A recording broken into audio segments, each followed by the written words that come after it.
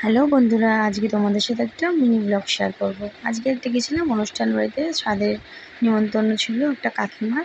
তাদের বাড়িতে গিয়েছিলাম, গিয়ে একটু ফটো তুললাম তার সাথে। তারপর মেন কোর্সে চলে আসলাম।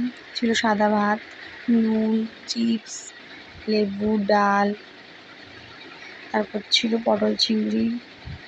পটল চিংড়িটা খুব সুন্দর হয়েছিল, খুব ঝাল ঝাল হয়েছিল পটল চিংড়িটা।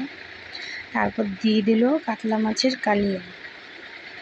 মাছটা দেখতে খুব সুন্দর লাগছিল, লেবু নিয়ে একটু মেখে খেয়ে খুব দারুণ লাগছিলো খেতে।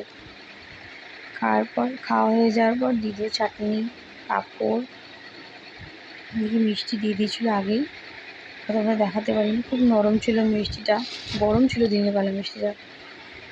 খাওয়া দাওয়ার পর বাড়ি চলে এসে একটু ভিডিও করলাম, রেডি হয়ে আবার গেলাম রথের মেলাতে মেয়েকে নিয়ে রথ টানতে।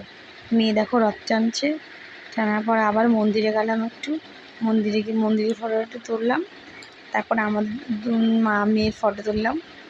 তুলে ভিডিওটা ভালো লাগলে লাইক কমেন্ট শেয়ার করে দিও।